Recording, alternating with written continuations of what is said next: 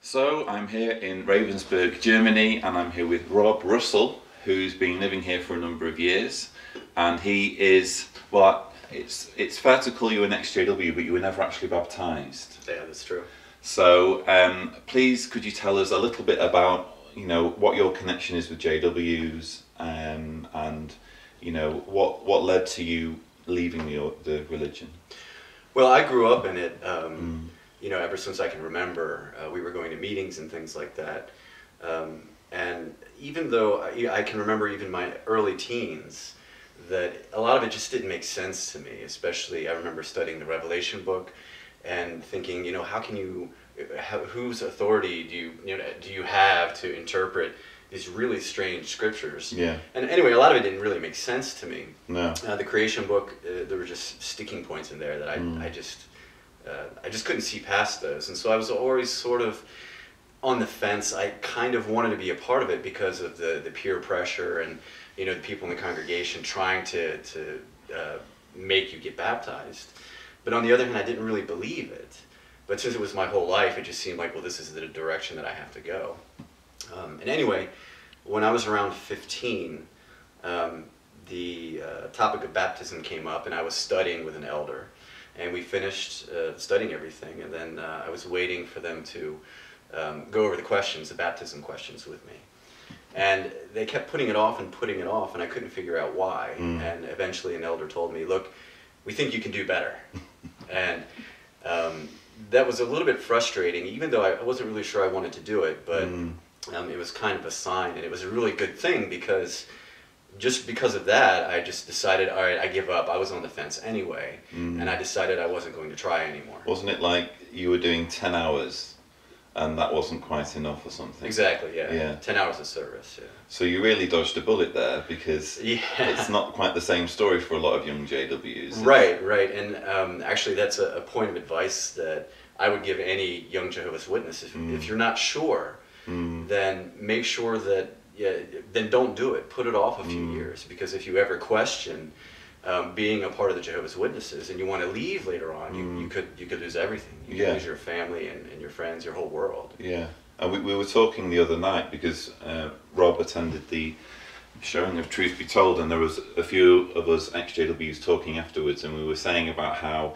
you know, if you don't get baptized, how you're treated compared to someone who gets baptized and is later disfellowshipped. We have a relative who was never baptized, but is basically no longer a witness, or is behaving in a way that is no longer witness-like.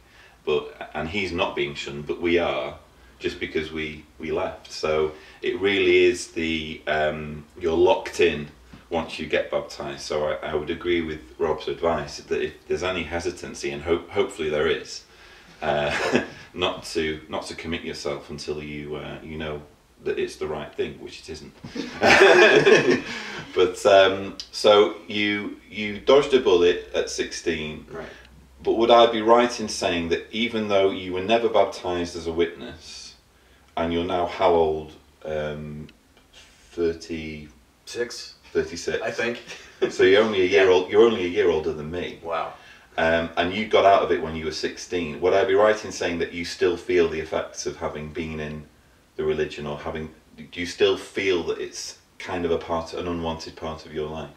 Well, absolutely. Even though I would say successfully faded around the time that I was 16. By the time I was 18, I don't think I went to any meetings anymore at all. That even though I did that, the rest of my family was still in it. They were, with the exception of my brother, they were all baptized. My father, my mother at the time, well, my father at the time, but my mother, you know, they were very much witnesses. And so even since I wasn't baptized, they didn't shun me. And I know that sometimes it does happen that if you're unbaptized, that your family might tend to shun you anyway. But they never shunned me. So basically, I still had my family there, but there was always this in the background. And so it never went away, and still some of my families, they're still witnesses. And I think that if I had been disfellowshipped, if I had gotten baptized and been disfellowshipped, who knows what my family life would be like right now. It could be totally different. And I think another important point is, even though I basically, after I faded, I put blinders on and decided, okay, I don't care about this religion. I was really never convinced of it. I don't care about this anymore. But you didn't want to find out why it was wrong. You just knew it was wrong. Right, and I didn't want to find out why. Yeah. And it took me, I think it was several years later that I could look back and I realized that growing up in this environment had actually affected me. It had affected the way, the relationships I had with my friends, And this is many years later. Yeah, this is many years later. And I remember in the video that we just watched last night, Truth Be Told, there was a gentleman that said that he realized that he was overreacting. Like when someone did something he didn't like, he would say, okay, I can cut them out of my life. I don't need this person in my life anymore.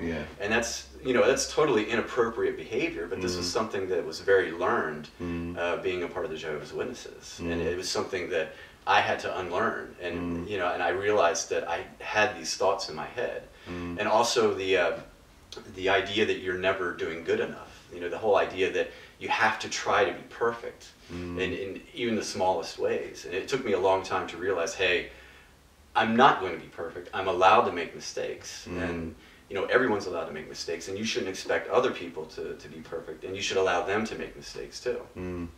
So it's definitely kind of left a mark, even though you never kind of committed yourself to it. Viewers might be interested to know how you found your way to Germany and what it's like living here, and obviously you met Blair at some point. Sure.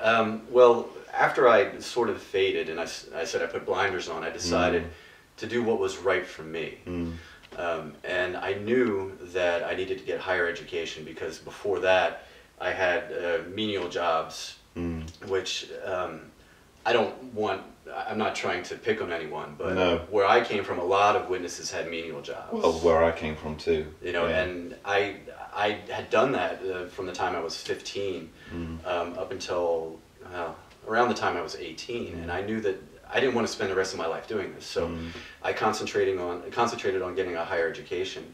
And because I had the freedom to do that, because I had the free time, I was able to successfully pull that off. Fantastic. And then after that, I got a good job, and I met a girl that lived here in Germany. Right. And I moved over here for her. Yeah. And that was years ago. We've since been divorced. But and I wouldn't be surprised, and well, it's actually true.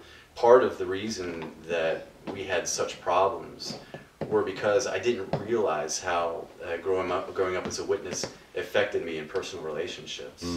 And after we separated years ago, I could look back and I could see that. And it's the same thing with when you're in the organization, you can't see the problems as easily as when you're outside of it. But even though it has kind of left a stain, you feel as though it was the right decision to kind of part so early on, and the life is positive for you, despite having this background in the religion. Absolutely. I think that especially if you're living at home and you're a teenager, it's not always possible for you to just go out on your own. And I'm not suggesting that anyone do that, because it's really, really tough. Yeah. And without the network. Exactly. It's really, really hard. And it was actually quite lonely for me. I mean, I was really lonely for about a year before I started meeting new people. So I wouldn't recommend that everyone does that, but it was something that made me a stronger person, and I don't regret it at all. I think if I had to go back in time, I would do the same thing again.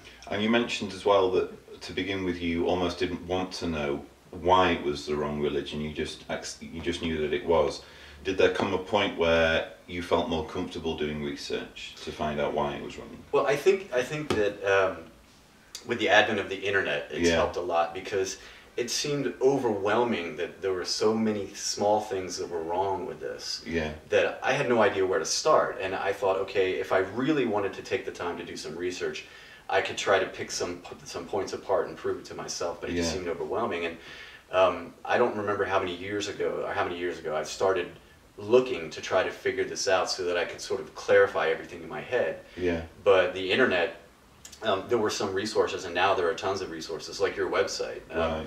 I think that it's information is out there now, and it's so much easier to see things and like to look at the old publications, the old beliefs, and see how they've changed their doctrine over time. Even like in the last year, the last 2 years, you can see that now.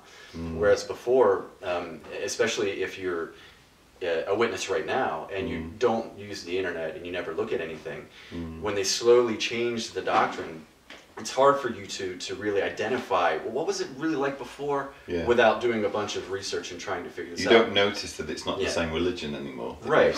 And also, why would you try to figure that out if you're in it? Why would you want to do that? Yeah, but it has given you some degree of closure, has it? Doing extra research with the help of the internet. Oh, definitely. Yeah. And I still kind of keep up to date because I have family members that are in, so I like to know what they believe. What's going on in their minds? Even though I don't talk to them about it because they're just not ready. No. They're not at that point. No, but as with Blair, you still have an affection for them, and you still want them in your life, even though they believe differently to you. It's not absolutely. like an issue for you. No, not at all. And I think that one thing that helps me feel that way is that they're very accepting of me. Yeah. And I think which is excellent, really. Yeah. And my mother too. I mean, she's she can go off on rants sometimes about the religious topics, but she's still very accepting of me, and my whole family is. Fantastic. Yeah. Well, it's good to hear that, and it's also good to hear that, like I say, you dodged a bullet. And, I sure did. You don't have any regrets. No. And onwards and upwards with life. Yeah. Fantastic. Lovely to speak to you, Rob. All right, thanks so much. Thank you for your hospittality here in Ravensburg. And see you soon.